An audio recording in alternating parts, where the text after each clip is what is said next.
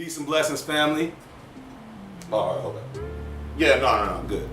Peace and blessings, family. Thanks for joining us for another week of Art Talk with Aaron Maybin. Right now, we're located at the Sand Gallery, and my guest this week, the Panda King. What's up, Kydd? What's up, man? How you doing? Man, I'm good. I can't call it. How's everything going, good brother? I'm all right. Just working. I see. We up in the spot right now. The artwork is fresh. It's live. Yeah, my new office. I upgraded from downstairs in the basement, so I'm happy about that. Okay, so tell the people a little bit about yourself. Matter of fact, let's start at the beginning. Okay. You know what I mean? Like tell everybody about the type of artwork that you started out doing. All right, so basically, I started drawing when I was little. My mom showed me how to do it because my mom's an artist, and it's always been our way to connect. So, Where'd you grow up? West Baltimore, right on North Avenue, West Side all day. Yeah, West Side, good. And it made me weird. So I was the weird little kid in the hood that was still cool. Right. You know what I mean? I had the OGs, my niggas. If you beat my friends, you know, it don't mix. But it gave me, you know what I mean? It gave me part of what I am. So how old are you? I am 31. Wait, no, 32. You know how you trying to? No. I feel you. I just turned 30, so right. I'm getting used to it myself. But I was just having this conversation with somebody the other day where, like, I think that this point right now is the first time during my lifetime that it's become like cool to be an artist. You know what I mean? Like when I was a kid and kind of like we were the weirdos. You know what I'm saying? The ones that wasn't into the things that everybody else was into, like cartoons all day, exactly. And now everybody Dragon Ball Z and all that kind of stuff. I want to go to the movies now. No, God damn it, don't go to my movies. Now I'll probably get comic book movies. Go away. Yeah. But that's how it was. And but like I said, the hood niggas I knew, it was a time growing. It was in that time where you could be who you were. Mm-hmm. Now everybody trying to be tough. Everybody popping whatever. It's like nobody want to be themselves anymore. So that irritates me a little bit. But so what was it about either you growing up or I guess the environment that you were in that gave you kind of that confidence just to say, I'm comfortable being different? Because the other, like, being different, especially growing up, especially during that time, is not necessarily looked on like in a positive light. If you don't have the shoe, if you don't got the Jordans, if you don't got, the gear that everybody wears, if you don't play the sport that everybody plays, if you don't have the same hobbies, then people are oftentimes like, write you off and like, treat you as a castaway. I mean, there's two reasons actually. One's personal. I can get personal. I'm open book. I'm sorry, I cut. That did happen, but we'll edit that out. So let's get to the story. So my mom and pop split. Mm-hmm. So there was a point in my life growing up where one side of my family didn't like me, and the other side didn't. So at the same time? No, it rotated. Oh, okay. So it was like the side of the family that banged with you, the other side was like, oh, so now you were done. And it was just whatever. So I had to learn how to be comfortable with myself in the one place where you should be comfortable. So I'm like, all right, I mean, you're either gonna like me or not like me. I'm gonna just go ahead and do what I do. And that kind of became who I was, and I started when I was a teenager. So being as like I hear you say that the one place that you're supposed to be able to feel that way. So with the home being that chaotic, was art like your release, escape, therapy? It was my therapy. It was my dream. It was something I wanted to do. And then it just felt always I ain't gonna lie. Because I started finding that art didn't just mean putting pencil to paper. So I started rapping. I started writing. I wrote 4 books. So why you make that seem like that's falling off? That's growth. Well, at that point, it is actually. You know what I mean? It took me a while to realize instead of that. just seeing that, with a pencil I could create this art. It's like, nah, like art doesn't have boundaries or limitations. You know what I mean? But see that was a later understanding. Like going through the motions, it was like, all right, putting that down for now. Do this. And what age was this? That was right around before I graduated high school, because my mom took it seriously. She was like, all right, you're going to take this class, you're going to take this class. You know what I mean? You're going all these art classes, and it became less fun. I already know how to draw. Don't tell me draw a circle, put a line in it. I can draw a face without all that. So it kind of took the fun out of it. So I just focused on everything else I wanted to do. I didn't find it back until I went to college, and it became a hustle. I was like the same way. Like I feel like if I'm in a class and I can draw better than you, don't tell me how I'm supposed to be drawing this thing. Or if I can paint better than you and you're my teacher, like, just let me, like, my teachers used to literally just let me sit in the back of the class and do my thing. You know what I mean? Because I was always working. It wasn't like I was just back there slacking. I was always working on something. But I just didn't have the patience to be sitting here doing the paint by numbers thing that you're trying to do with the rest of the class. Like, I need to be like, I was fortunate to get a scholarship when I was in middle school to take some summer courses at Micah. So like, that was the first time I was exposed to like the high level art teaching. I was like, man, this is dope. Right. You know what I mean? I was like, if this is what, you know, studying art is, like, I'm with this. But then I go back to middle school and then I go to high school and it's like, I've been doing this circle and this bowl of fruit for how long? Leave me alone. Yeah. I feel like a lot of people like have that awakening in college. Those are the, like, there's a lot of people that say that they don't need college or they don't see themselves going, but that's one reason why I always encourage people to have an open mind to it, or at least to try it, because I know so many people that experienced that awakening that you're talking about while they were actually studying. You know what I mean? I wasn't actually studying. I didn't go to college. I mean, I didn't even want to go to college, to be honest. Where'd you go? Okay. So I only went because I had to, in order to come back. You know, I had a fresh Prince moment in my life. got sent to Auntie House. South Carolina. It was fun down there, but then it got boring because I was in the city. So my mom was like, "You come back, you gotta go to." I'm like, "Where am I going?" So I called my best friend from high school, called my cousin, and he was like, "Come up there with me." The ratio was 28-1. What? All right. So you went exclusively for the experience. You were like, "Yo, look." I would go to class only on test days, only on course days. So let me ask you this though. What was your takeaway from college? What do you, hindsight looking back on it, you know what I mean? What do you feel like that experience gave you, either positive or negative? It was more so about learning how to deal with society with people that you're not normally with. Cause I got into it, my teacher, she kicked me out because she didn't. I was taking like a law class, and she didn't know the law.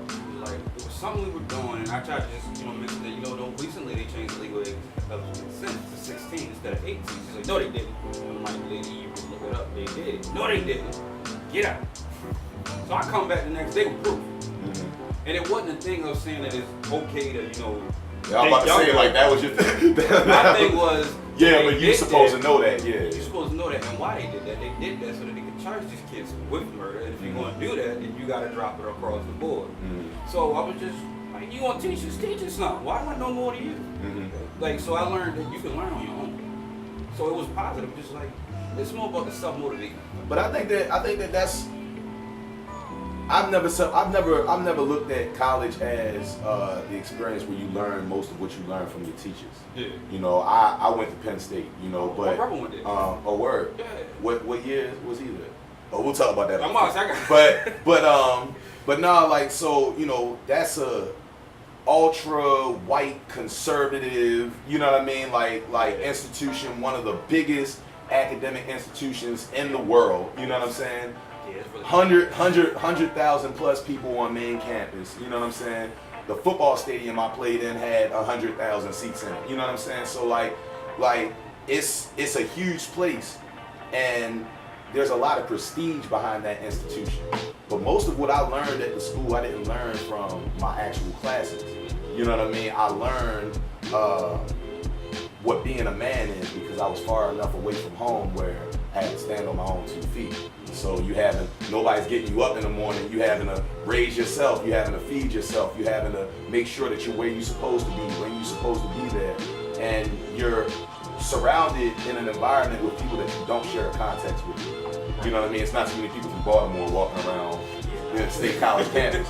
So it forced me to interact with and get to know and have experiences with people who I never would have talked to had I never left Baltimore. So I feel like for certain people, it's like you might not from the classroom environment get necessarily everything that you wanted from the school, but I feel like in that space where you're growing up and you're having these experiences and you're out of the house and now you're figuring out the kind of adult, the kind of man, the kind of woman that you're gonna be, I think that's where college is benefited. Oh no, I agree. At least go for a semester. Yeah. At least go for a semester. It's like how you know it's not for you unless, you know what I mean, you at least give it a try. You know what I'm saying? Oh yeah. Man. Like it's fun and there's the work. You just it's like you gotta learn how to balance it. And it keeps from being one of them chicks drop the kid off at grandma's house and go party. Word, you know, word. you can put the kids to bed and go party downstairs. Right. Learn how to balance your life in the way you want it to.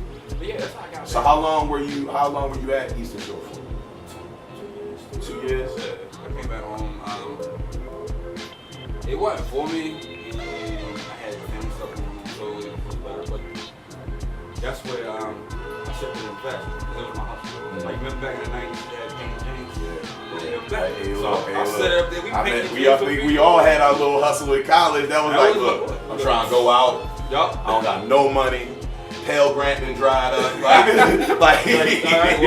All right, look, I'm gonna paint this thing. I'm gonna post this thing, and I'm gonna sell it to somebody, and we gonna eat. Like, right? I want this. I want this one. Yeah. I want that. Like, all right, cool.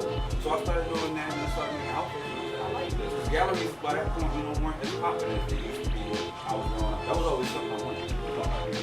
So I decided, this is still my art. This is gonna be around the world. It's gonna be a one walking gallery. So I fell in love with that part. And I started my clothing line with my friend from Philly. We split it into 2 separate parts. He did the men, I did the women. So mine was less like clothing. And I just dressed from head to toe. I mean, like shirts, socks, bras, panties, hats, all of that. Found creative ways to do it. And people loved it. I had orders to Canada, London, like people would look. Now, Baltimore, not so. So how would you say you were reaching people in London, you were reaching people in Canada. You know, as a kid from Baltimore, in Baltimore, just leaving, you know what I mean, college, not really knowing as much about like the industry. How were you marketing yourself at this time? How were you getting your work out there to people? Well, I was on Tumblr at that point, and I followed certain people, so I would just look at what they were posting on because they were more popular than me. I could never get a social media presence. I don't know what it is, but I would look at where they went. So I found one site called Model Man and posted my stuff on there. Yeah, I remember that. And a photographer hit me up. He's originally from Wisconsin, but he just moved down to one of the Baltimore counties. And he was like, I would love this photo shoot for you. I was like, okay. So it would have been it was my first one. I show up, we do it, had the models and everything. He did another one, he did another one. And what he would do, he would take video of it from behind the scenes and post it on his Vimeo. So I started learning how to take video on my phone, edit it together, and make little commercials. So I would post commercials. And this is like in the beginning of this social media like ads, the next marketing tool. Right when Vine was popping. I was on Vine. I was good on Vine. So I was just posting. You know what I mean? But I would constantly just post. Like, you didn't have to look at it, but I would constantly just post so somebody could see it. And so I started making commercials, and I started realizing, like, in between the photos, I just called my friends. I got all 3 of my friends. What are you doing? I'll feed you. I'll give you a couple of hours. Wear this outfit. Just like you can have it. And I started giving away clothes and wearing my own clothes. So I started finding little ways that I actually could do stuff. So I would make my little. I feel like that's an important gem too. Like I'm not a big fan of like giving away product that I work hard on, but like when you first starting out, you know, matter of fact, that was one of the best things I saw in Charlemagne. But he's like, know how to see an opportunity when there's not a check in it for you initially. You know what I mean? So it's some contacts that you make. It's some people who, you know what I mean, you're gonna give a product to in the beginning that's gonna help you get in front of the one who's really gonna cash you out. Exactly. You know what I mean? Every now and again you gotta pay some dues. And I think that once you get to a certain point, you gotta know your worth and say, nah, you know, I've passed that point where, you know, this is something that, Because I still would give out free stuff. It depends on. No, but it depends. All right, so there's a difference between giving out free stuff and giving away original pieces of your art, right? So like the whole. If you bought from me before, maybe it's your birthday or I did something you really, really like, I'll give it to you. And I'll tell you, don't tell nobody you got it for free. Tell me you paid what I extra charge for. You just told everybody. I don't care. They do that. Like big business does that. They be like, but I mean, people probably assume that anyway. Like, oh, she probably got it for free. Yeah. But you never know who's telling you the truth. So it don't matter. It's a magic trick. I feel you. It's one of those in your face, man. You know I just moved the cards around. That's all it is. I feel you. It's one of those things where I just learned how to do everything. Like when I was doing photo shoots, I learned how to do makeup. The way no makeup artist could bluff me out. They couldn't show I could do it. I can do makeup. I can sew. I can do every bit of what I need to be done. I put together my own canvas when I first started painting and painting with a Q-tip. A Q-tip. My first painting I did with Q-tip and therapy. That's all I had. I didn't have extra paint. I was just trying something. That's some MacGyver stuff on like on 1,000. Like I mean, like I just I like knowing. That's respect though. Like, and that's what I tell people a lot of times. It's like, all right, so I get called a jerk for talking about digital artists. Sometimes they know it. I know how. Like, people know how I feel. Like if that's all you can do, and you can put that pen and paper. Yeah. I don't. That's my big problem. It's like I just bought my first like iPad. Like my sister will tell you, I literally just bought it like a week and a half, maybe 2 weeks ago, and like I learned Photoshop in college. You know what I'm saying? Like because I have a business and you know I'm CEO of my own brand. There's certain times that I need to use Photoshop, Illustrator, all of these, but so do I. But it's like it's certain times where for the look of what I'm trying to do is necessary, right? But I stayed away from it for so long because when it comes to my artistry, I'm a purist. I like to be able to feel the paint. I like to be able to like maneuver the materials. I like to be able to like smear the charcoal and the graphite. Like there's a certain thing about that stuff that makes it real to me. And I just couldn't get with the idea of like the digital stuff. But I have seen certain artists that are digital artists that like have created stuff that has blown me away. But most of those people, to your point, if I put a pencil in their hand, they're also nice with it, and that's why I believe that they're dope. At what because when I pick up my Mac and decide that I want to do something on Illustrator, I can make something that looks amazing. But if you put a ballpoint pen in my hand, I can still do the exact same thing without having to erase. I just like. My mom taught me to learn every part. So I learned how to do impressionism, abstract. Like I had to learn. I might not do them, but I can. It's at my disposal. And I feel like if you want to be an artist for what it means, you should have all of these tools at your disposal. And not just be able like you won't be handicapped. That's bad. We're gonna revisit that when we come back. We gotta take a break real quick, pay some bills, but join us in a quick second. We'll continue this conversation. How do you change history? You can change history by walking and marching. You can change history by speaking and teaching. You can change history by taking a stand or taking a seat. But the best way to change history is when you becomes we. We tore down that wall. We marched for equality. We made sure that love knew no boundaries. Now you can become we right here in Vancouver. We can end HIV. We can change history. It begins with a test. Testing today can range from a blood test that'll inform you in about a week to some locations where a prick of the finger gets you a result in 60 seconds. Diagnosing HIV early changes everything. It prevents the virus from attacking your body, and it prevents it from spreading through our communities. All each of us has to do is step up and take a test. Changing history is that simple. Testing centers are available throughout the city, or just ask your doctor at your next regular visit. And if your doctor offers a test, say yes. It's just the responsible thing to do. Then, share the word. Tell people that HIV treatment has changed. Tell people that testing has advanced. Tell people that the entire approach to HIV is different now. Let them know that by choosing to take a test, we can all end HIV. This is a fact. We are so close. But to become we've got to have you. We need you to do your part. We need you to share the word, take the test, join the movement. End HIV. Change history. Learn more at itsdifferentnow.org. No. No. No. No. No. No lupus. No lupus. If we're going to say no to lupus, We need to know lupus. Lupus has completely changed my life.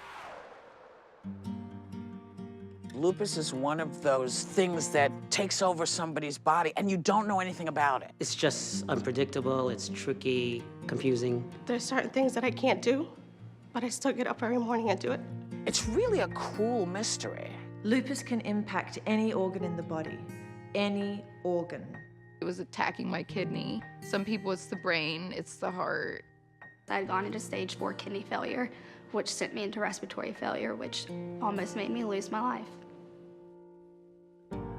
When I was first diagnosed, that's when it really kicked in, just knowing that there was no cure. I really felt like maybe I might not be able to make it through this. We don't look like we have the disease, and I think that's also part of the problem. You can be sick even though you don't look sick. That is one of the cruel aspects of it, is there sometimes people don't believe you. Lupus does not discriminate. It can affect men, women, white, black, older, younger. I've had lupus for 10 years. I am 17 years old. I am 11.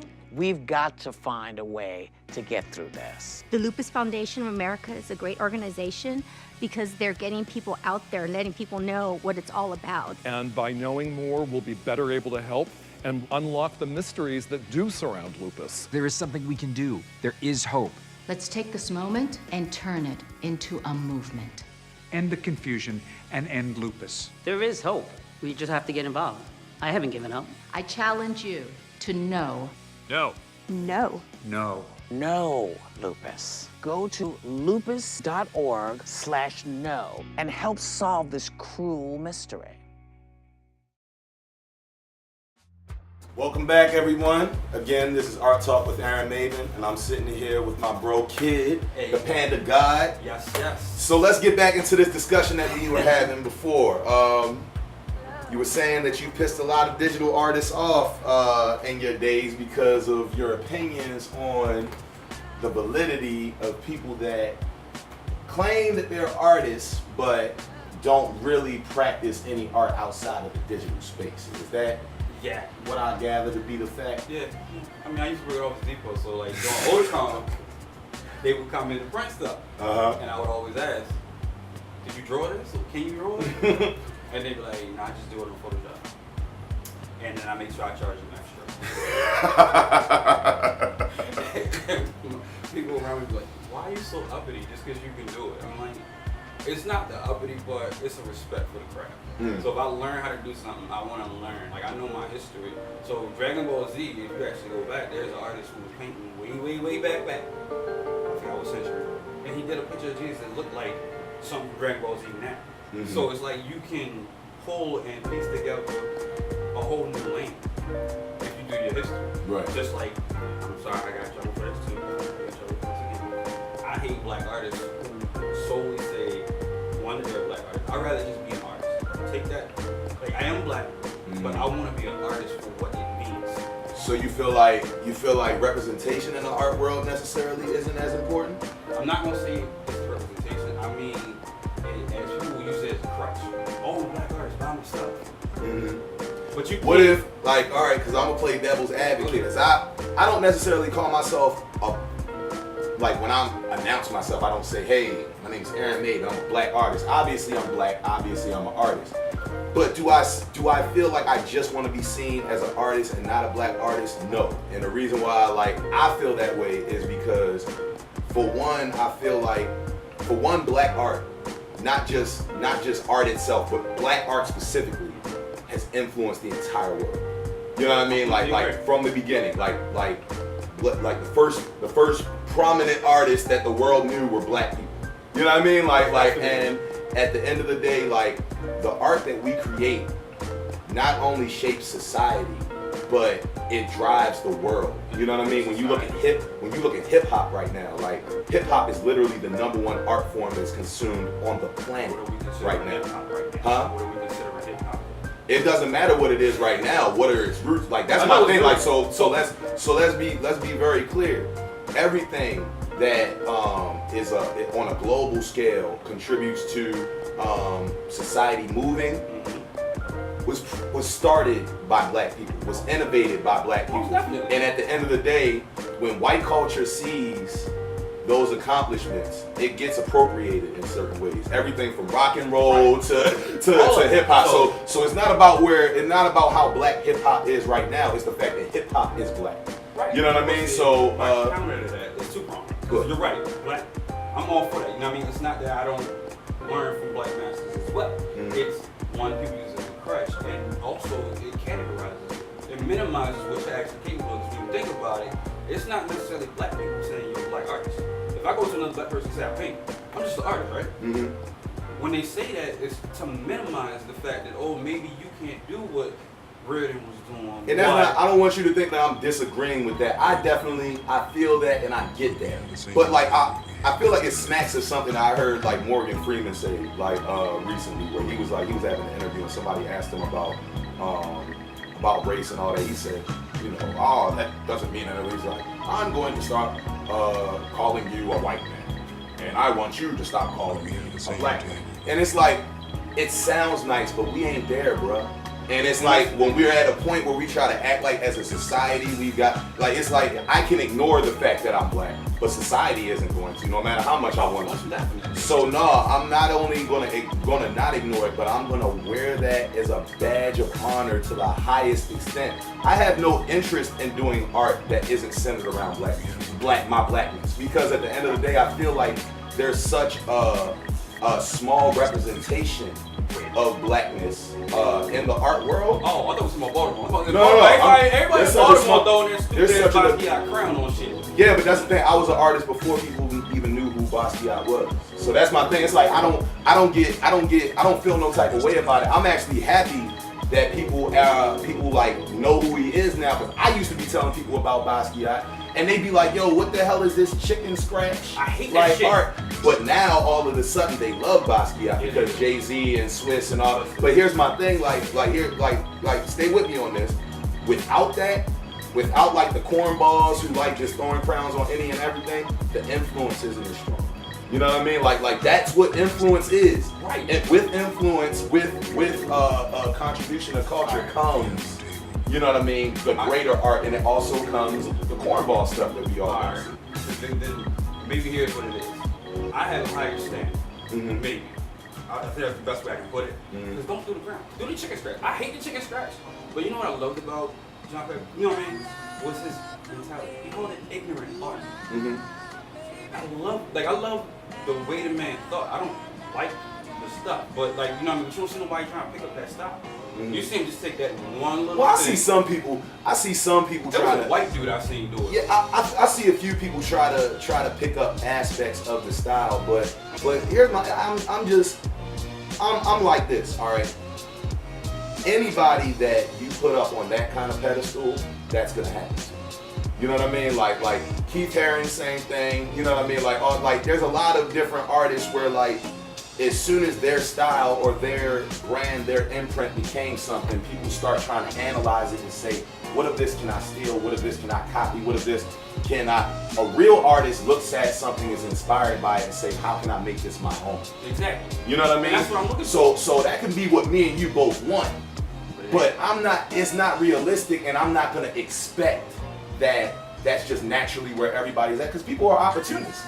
You know what I mean? So you're gonna have some people that just see like, everybody likes this. So let me throw this on something. And let me, you're always gonna have those, but the true masters of a craft are gonna influence. It's like the Tupac quote, I might not change this generation, but I'm gonna spark the mind of, you know what I mean? Like the next one up, who's really hungry, who's really like, that their version of that influence is gonna be completely different. You know what I mean? And that's what I wanna create black art for that reason. I want the black, like, I don't want a kid to have to see the Jean-Michel Basquiat documentary to know that he can be an artist. I want him to be able to look at the dude that he sees in the neighborhood all the time, who's been making a living off of his art for the past like 5-10 years, like, and be like, oh, I can do what he does. Not this guy that's dead, this guy that's living. You know, like, the dude that off of Fulton, he got 2 houses. They both his houses, and he does black. oh yeah, I know who you're talking about, but his name's slipping my mind right now. Yeah, Lauren Cornish. My guy. Him? Beast. Living on the other side on Woodbrook for a while. Yeah. So living in that neighborhood, seeing that. Yeah. But I get angry about that. I get angry at how people celebrate John Michelle Basquiat, but Lauren Cornish, you know, Larry Poncho Brown, who's my mentor, you know, Charles Bibbs, you know, the living artists, the Kevin A. Williams, the, you know. That's the thing. Like I used to say that all the time, but I told myself, you know what, I'm gonna stop saying that because I'm almost inviting that same energy towards myself. It's like, no, I'm starting to see people that appreciate the work that I'm doing now. And that's what I want more. Like, so I'm just like, you know what? Yeah, I'll focus on that. You know what I mean? But and I feel like that's one of the reasons why we're sitting here. Me doing this show in a way is me celebrating living artists. You know what I mean? Like, I could be doing a show where we talking about people that's dead and gone, but I want people to have their flowers and be able to smell them before they in the dirt. You know what I'm saying? So I feel like we need to find more ways of celebrating each other while we're here and while we still on the come up. You know what I mean? I don't want you, like, I'm so happy for Amy Sherrill. Like, I'm so happy for her. Like, and we met a little bit before everything really got like crazy before she did the Michelle Obama portrait and all. But I would love if, you know, Baltimore was supporting her the way they are now before she did the Michelle Obama portrait, because she was just as influential as an artist. She was just, you know what I mean? She was just as talented. And we shouldn't need somebody to go outside of our city and get validation someplace else for us to celebrate them when they come home. You know what I mean? Like I want us to celebrate us right now while we still can. It's all about conversation. People look at you and you're like, oh. But they'll say it inside their head. They don't want you to know. Because they sit up there, now they question what they do. But nobody can do what you do better than you, and they can't grasp that concept. Like, I might be able to mimic your style, but I can't do that. Yeah, you don't have my story. It's not my so life, you don't see, like, and that's my thing. That's why I don't feel like I want to see more artists celebrating one another and collaborating and just supporting one another, because of the fact that there is not one thing that God has put on this earth for you that I can take from you. You know what I mean? Like there's not one thing that you were blessed to do that I have the ability to do, because you were given that gift. And vice versa. Me and you ain't in competition with each other, because me and you don't have the same story. We don't have the same lane. So I'm not doing if anything, by supporting you, I'm uplifting myself. You know what I'm saying? Because when people see us together, the people that know me that don't know you, and vice versa, now they're, you know what I'm saying? Like so I feel like that's partially our responsibility to change that. It's like we know that that's the trend, but we need to be a part of what that change looks like through our actions, not just our words. You know what I mean? I did a whole collaboration with an artist. We did a whole Zodiac camera. He does it. He did. So he did amazing backgrounds, and my line were preacher, so I would draw it out. He paint the background, crazy colors, like color change, paint, texture, everything, and then I get it back and fill in the open spot. And we would do stuff like that. Like, we teach each other what he did, he showed me, and vice versa. I'm all for exchanging skills, because it's how it's supposed to be. Now, when I meet not just skills too, but resources. Yeah, you got so many people that got the plug, right? You have a gallery plug, or you'll have I share all that stuff. You know what I mean? Like I share phone numbers, email address with permission, of course. But it's like, but no, like it's too many people that you'll call and you'll be like, yo, man, I see how you did this, that, and the third. How can I get there? And they'll be like, nah, man, it's not. No, I'll give you all that. Yeah, like because why are we building barriers for one another instead of being a part of the ladder? If I give you a picture, Kool-Aid, sugar, you're not gonna make the same Kool-Aid I'm gonna make. That's about the business way I can put it. You're not gonna make the same Kool-Aid I'm making. Exactly. So why not? You thirsty? I'm thirsty. Let's both. You know what I mean? Nourish each other. Okay. But there's nothing wrong with it. And let's talk about that. I feel like we got to go back a little bit at this point, because this belief system that you have, I don't believe that it was just yours. I feel like it was cultivated. Yeah. So it comes from somewhere. And earlier in our conversation, you were telling me about how your mom really pushed you in the direction of really like diving into your craft as an artist once she saw that you had talent. And you said that she's also very gifted as an artist herself. So why don't you tell me a little bit about that story? How she kind of helped to push you along, and how her work might have influenced you as an artist? Well, and she was girl when I was little. I just watched her. That's how I learned. I couldn't see because she wouldn't show. She didn't like people to know what showed. So I literally would just watch the pencil move. Wow. And try to keep up with it. So I learned how to pay attention to very fine details like that. And then she would sit down, get a big sketchbook. She'd draw on half, I'd draw on the other half, and then we flip it. You know what I mean? So it became more of a bonding thing, so that it wasn't like work. And she would always make school important. So like learning as reading these books, all of these things. So like, you know how you got summertime in school? Yeah. Ain't no summertime in my house. Right. We had book reports every day, had assignments and stuff like that. So it became a thing of being able to motivate myself. Because I still procrastinate. You know, yeah. But and then she would just slowly show me stuff. She never actually taught me. She just gave it to me and figured it out. And it was not so much her not wanting. It was just like find out what's here for you to. But I feel like you have to do that. You feel like that's necessary. Yeah. Right? It's like if you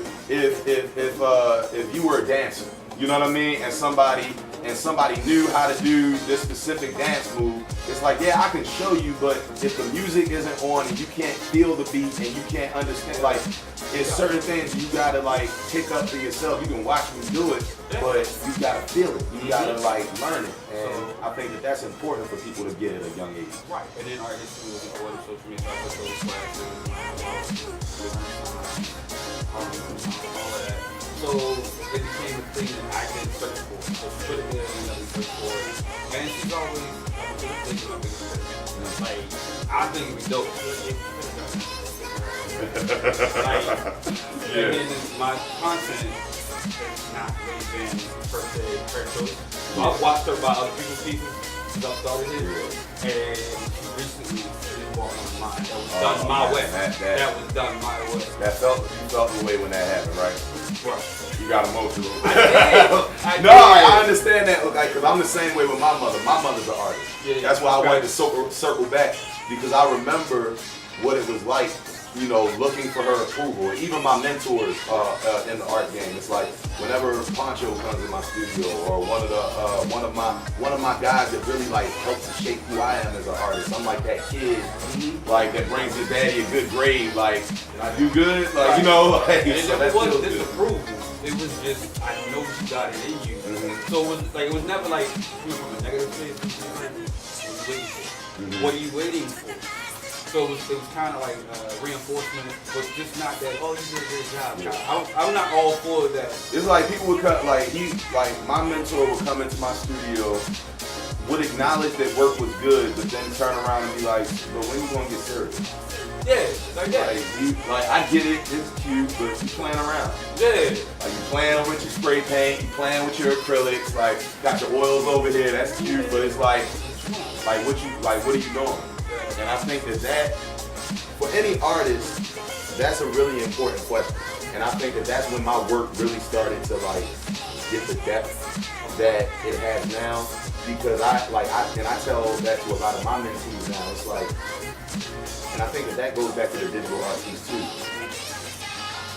I can draw a picture that looks just like you. You know what I mean? Get the shadows right and all that kind of stuff. But it's like, for all that, why not just take a picture? What is the piece saying? What is the deeper message? What's your reason for even creating it? Right. You know what I mean? Like when it can exist in other forms without you spending all these hours. You know, so I think that the reason why we create is just as important as what we create or how skilled it might be. And that's kind of where I want to go when we come back from. Like, I want to really be able to dive into this part of it. I want to kind of bring it full circle with that. But we got to pay some bills. We'll be right back in a couple minutes. Art Talk with Aaron Maybin. We're always ready for action. We can do it in 2 minutes. Now, when I was in high school, I couldn't do it in 2 minutes. By the time I got to college, 2 minutes was a cinch. I really like it when a guy can do it in under 2 minutes. The key to my marriage is doing it in under 2 minutes. I can do it in 2 minutes. I can do it in less than 2 minutes. I can do it in under 2 minutes myself, and with my boyfriend. Each year, the Red Cross responds to 66,000 disasters. Most of them are home fires. Most of them are home fires. Ooh. I know. Whoa. 7 people die each day on average from home fires. 7 people a day. That's way too many people.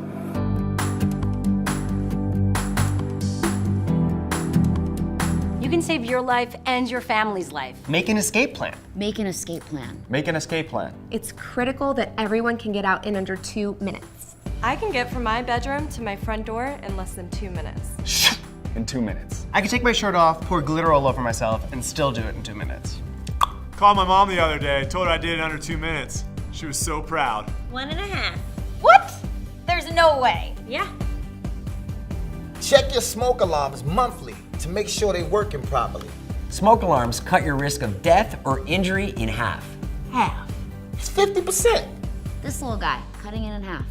And if it's beeping at you, don't rip it out of the wall. Give it a battery, you know? Make it happy so it can help you get out of the house in time. Make sure to visit redcross.org/2steps, 2 minutes. 2 steps. 2 minutes. 2 steps, 2 minutes. Visit the link below to find out more. Wherever it is. Not there. Right here. My name's Mark, I'm an alcoholic. Dorothy T, and I am an alcoholic. For so long, alcohol has sort of been there for me to sort of see me through social situations. Drinking was more important than anything else. My journey in AA started years ago when I reached the outside limits of my desperation. I really wanted to quit drinking, I just couldn't stop on my own. And you know, I remember when I woke up on the day that I got sober. I felt something inside of me tell me that I could go to AA. These people, you know, just gathered around me. That was the fellowship in action in my life. The moral of my story today is that AA has never let me down, ever. If I carry any sort of message with my story, it's that, you know, keep coming back and that this thing does work. If you have a problem with alcohol, contact AA. It works. Welcome back, everybody. We're going to dive right back into our conversation with my boy Kydd. So when we left off, we were getting a little bit heated now. Now we're actually talking about what I feel like the essence of any artist, you know, mantra or reason to be is. You know what I'm saying? And I was speaking about how my understanding of it is the reason why we create art is a lot more important than how talented we are. You know what I mean? Like what we're trying to say is so much more important than where your skill level is or what medium you're working in. And it seemed like I might have pricked something with you. So give me your perspective on it. I like it because it really is why I do it. Now it don't make sense to a lot of people, but it's more like I like simplicity, and I like the fact that I can kind of take you back to a moment in your life or whatever, or I can twist it. I like showing off that little bit of power, and it does have stories behind certain things and certain pieces. And it's more so like when I do random stuff instead of stuff that people ask me to do, is when people really love it. Because that's just when I'm just free to do what I want to do. Like the piece of my mom. That was actually, it was great that she bought it. It was the biggest piece I had done so far. Oh, really? And it was a challenge that was given to me by my friend and fellow artist that was here who passed away. So he passed away before he got to know that it was finished, and she got it. But it was like one big old last gift. So as much as it is for other people, it's also for me. And whether it's selfish or not, that's part of why I create. Because it's like one of those things I can control my piece. And if you like it and gives you peace, then I know that you are some similar to me. So it's kind of like my conversation. And I'll put a whole paragraph into something that might be simple. So like the color choice, the color contrast, the lines and everything, what has color, what doesn't. And it's about showing you a side of me so that you start asking questions. So I'm more of that, I want to poke, I want to antagonize, I want to cry. And then sometimes I just want to break. So who are some of the artists that truly inspired you? You know what I mean? Like, and I'm not just talking about the masters, I'm talking about the ones that like really make you go back into the lab and say like, you know, I need to work a little more hard. Alright, so again, I was a weird thing. So a lot of comic book artists, I love the attention to detail. Plus, I love the teamwork. So I can't even think artists like the original Marvel artists. I love them. Old school style with the cross hatching. You gotta be perfect with cross hatching. Yeah. Otherwise, it just looks stupid. It just looks retarded. Yeah. And that actually helped me get better with my shading when I was young. Like when I was in art class, my teacher was like, how'd you know where to put the shading? Jeff Hardy. I love Jeff Hardy. Which is funny because I don't know that he means anything personal. Like, he's dope. I like those people who don't know. They hide to Jeff Hardy. He enjoys his stuff. You like his stuff? I like why. I like his why. It's more because of the whole soldiers it's and I like that. Yeah. So I don't have to necessarily. I don't know if I would have put that book out there. Like it was just so like it just seems so. I understand what you're saying though. Like, and it was surprising to me when I say I'm like, oh, but that makes sense. Like I can see George Bush sitting there, you know, getting high, you know, with his little. Like, the thing I got from that's what happens when you push your child to do something you don't have no business. Yeah, like I feel like that's the guy he probably would have been if his father had his father not made him feel like he ain't doing enough. Right. Chris Brown, I love Chris Brown. Yeah, I want to paint with him with that. I do. That's on my bucket list. You know, I feel like if you like their stuff, you familiar with David Cho's work? You like his stuff?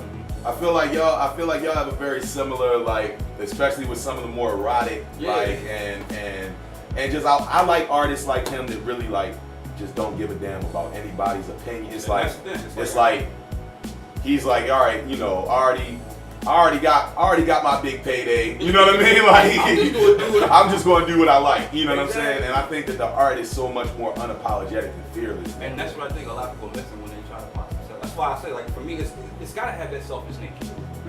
Like, I actually got a dancer I want to work with. So I like to take stuff like that. You seen that video Chris Brown did when he danced on the canvas? Yeah, that was. I got a dancer I want to do something like that. That was nasty. Yo, that was nasty. I was like, it's very rare where I'll see somebody do something artistically that I'm like, yeah, you just can't do that. Like, and as I'm watching like the first 30 seconds of it, I thought about it. I said, could I? Nah, that's ridiculous. The reason why I want to try it is like I said, watch my mom do details and I didn't see. I learned that like as a kid, like when I was looking at stuff like cracks or stains on the subway, I could see something in there. So I want to see what I was able to pull from her just doing the dance on there and see what I could do. It's like one of those ultimate challenges. I like challenging myself, so it's like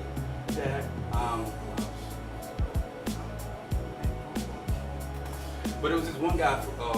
I remember his name. I remember the artist that I don't like. I can't remember the name. So once I do like. But it was this black guy that I was versatile, but he was losing function in his eye or in his hand, so he couldn't really paint as much as he wanted to.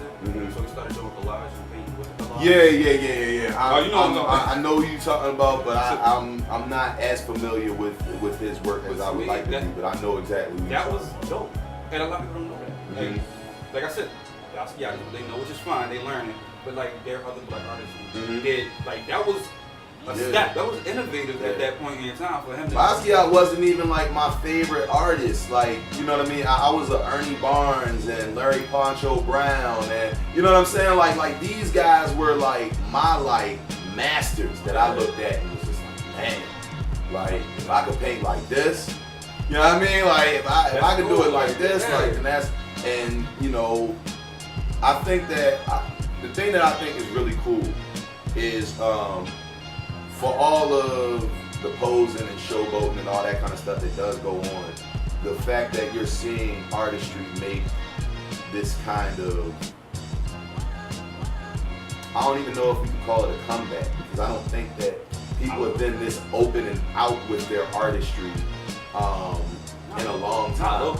You know what I mean? Like, and especially when it's nothing to do. Like back in the day, people were doing it because you was getting big bucks. There was money in that. And I mean, some people, it took me a while. It took me a while to really get to the point where I'm like, all right, I'm confident that this can pay for everything. You know what I mean? Like it took a few years of just like me saying like, well, why am I not getting the support that I think I'm supposed to be? You know what I'm saying? But eventually, you know, I just stayed diligent to what I was doing, and it started to flow. It was certain people that were watching for years and just wanted to see. They just wanted to see if you'll keep going. They'll just want to see like if you'll still be the same person in 5 years or 10 years. Like, no, it's not like. I was so surprised by it when it started happening, but now it happens so often where like, you know, I'll get an opportunity that's thrown to me, and I'll find out that the person who provided the opportunity has been watching for like, you know, 5-6 years. You know what I mean? Paying attention. And then it's kind of annoying, like, yo, you ain't never like, so none of the stuff I did was that good until like, you know, but it's just like, it was about more than that. It was about seeing like, are you gonna be one of the artists of this generation? And people will like literally like follow like your work the same way you follow a musical artist that you think is dope, that isn't on yet. You're like, man, why is it taking so long for, you know what I mean? It is annoying. You've been here for how long? You can go back and name a Peyton I did way back when. It is annoying. But that's why I like switching it up too. So I do my acting shows. I got pieces I do with makeup. Which people get surprised about when they say makeup. Man, you got shoes with bacon and eggs on them. Like, I don't think that we can zoom in, but like, look at, like, we literally got brunch on shoes out this joint. Like, he's got, you talk about innovative art, you know, chicken and waffles and stuff, you know. That's what happens when I'm bored. But yeah, it's just like just doing different stuff. So it's like, all right, because I know people watch. So it's like, I'm show you how versatile I am. And then they'll pick. Like, I did those, and literally an hour later, somebody hit me in my DM and was like, yeah, I've been watching you do shoes. Now I'm gonna pick my daughter up there. I don't know if you know, but Madison Taylor, the artist, I just did her shoes. She picked them up yesterday. First time I ever seen an expression on my face. She's normally like, yeah. She's it was kind of dope. I'm like, I like that. I like the reaction. That's part of the reason why I love doing fashion. It's like you get to see people. Oh, and then like their whole personality changes because it's like I've had people be shy about sending their sizes or whatever, and then they get it, and now I'm getting pictures like when they bought a bra. I'm like, you didn't even want to tell me your address. And then you send me the bra. Yeah. So how do you balance all of your different, you know, roles as an artist? Because you also have a role here at the Sand Gallery too. What's your position here? Oh, I'm the creative director, which means I basically like help pick out the pieces that go on the wall. So how do you curate that space? Like how do you find artists? How do you, we got Instagram select work? Calls, and then I'll follow artists on Instagram. I'm always checking, and people always sending me, like my friends who now know what I do. They send me artists that they know. I'll go through their page, and I'll see how like serious they are. I don't like, because a lot of people will come down to be associated, and then won't put in no work or won't want to pay to hang. You do have to pay to hang unless it's for a show. Because it's wall space, and you know, there's plenty of other, like, I'm not saying they're better than you, but it's a lot of artists, and some might be willing to pay. That's another thing, like a lot of upcoming artists don't realize you gotta invest. Like even if you go to another gallery, they're gonna charge you. They're even gonna take the money up front or on the back end. We take it up front, we like go on the back end. But you get up front, you don't have to take it, no commission. So I recommend it's $40 a piece. You charge $120, how much you gonna charge? We don't take none of that. 20% can be a lot more than 40 depending on the price. And I mean, like honestly, I'm one of those believers in if you don't like the gallery's terms, then create your own. Right. I think that we're at this point now, and that's what I really like about what you guys are doing here, is where, you know, the big museum institutions, they're dying out, and they're dying out precisely because we're the bastard children that they were kicking out when we were kids, that they weren't returning phone calls and submissions when we were trying to hang on their walls.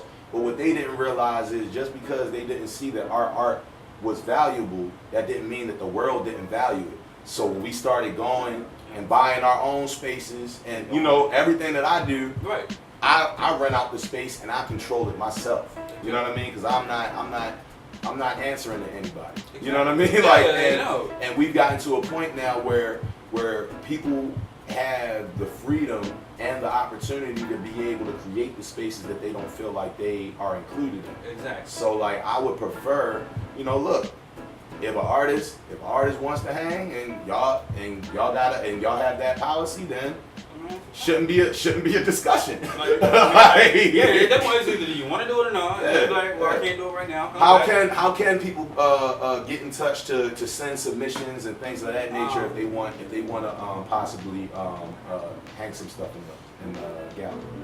All right, well, I don't remember this. It was long. Really made it. But it's at Sell Art Not Drugs on Instagram, and just DM if you want to send your page, profile, or hit him up at Millie Gambini on Facebook. And what about your own page, just real quick, in case I forget to plug it later? Like, how can people find your work? _ I am lust. I actually spelled out am, so we put the M in now. Yeah. I-A-M lust. It should be a panda with a rose because I am everybody's favorite panda. And it's got my clothing, my art. You might have snippets from my book on there. I'm not sure if they're still up there, but yeah.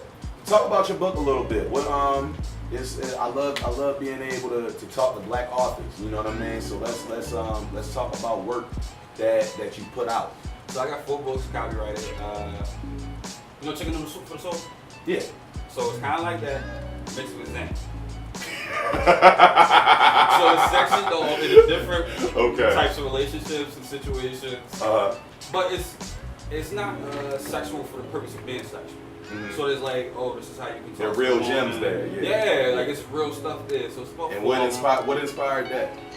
I had a Tumblr, and it was during a drought. So my mom was doing my thing good. So I would just write out my thoughts. And I wrote them on my phone, and I would go through a Tumblr, and when I got enough, like I thought it was enough, I deleted that Tumblr, print them all out, publish network. So I just bind them myself. Like I said, I tried to do everything myself.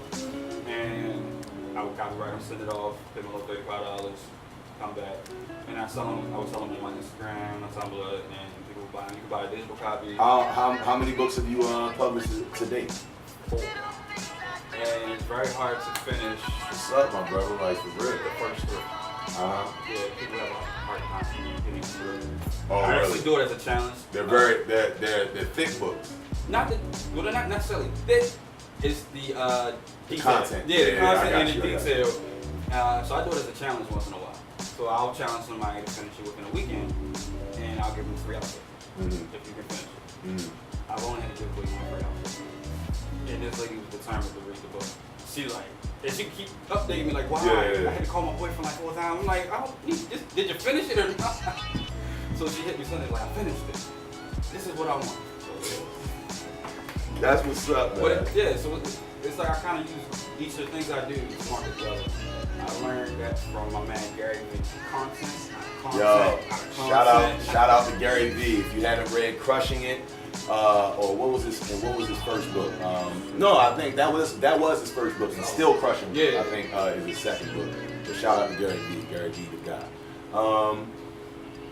So in talking about that, then what was your motivation to begin writing in the first place? Was that something that like you just stumbled onto, or was that something that that you always wanted to do? And to finish it off, where can people find these books? If you follow me on Facebook, Kydd Plays with Squirrels, Robin. I can then give you my email because it's long and retarded. But no, I wanted to build a legacy. So I got my 5-year-old niece. When she was born, I started all of these businesses under one umbrella. So it's Lust Life Company. And I wanted to do something for her. So she might not want to do the book. She might want to do the art. I want to do the book. But the whole thing is branded under one thing. And I told her when she was 2, I was like, this is something for you to take over. I don't know how to do that. But she knows. So she started paying. Because she sits with me and she'll paint. Or she wants to design her shoes. Like, so it's about the legacy I want. Yeah. So that was everything about anything. It's like, what can I leave behind? If I want to get a book banned too, that's on my list too. I don't want to get top. So I already see where you. I want I want the stories. I know the right. I feel you. Well, man, it's been great sitting there chopping it up with you, man. Like really, I feel like I learned a lot about you as an artist. I can't wait to dive into some more of the content, and we're definitely going to be keeping up with you going forward.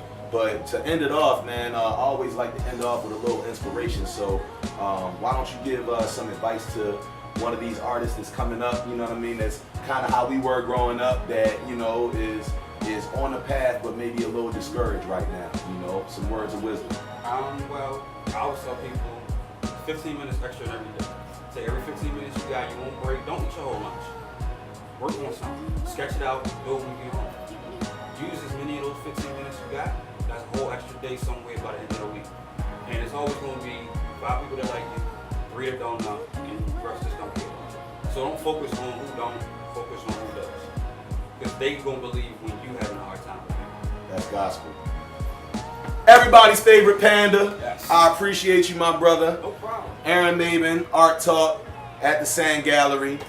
We appreciate you guys for tuning in. We'll catch you next week.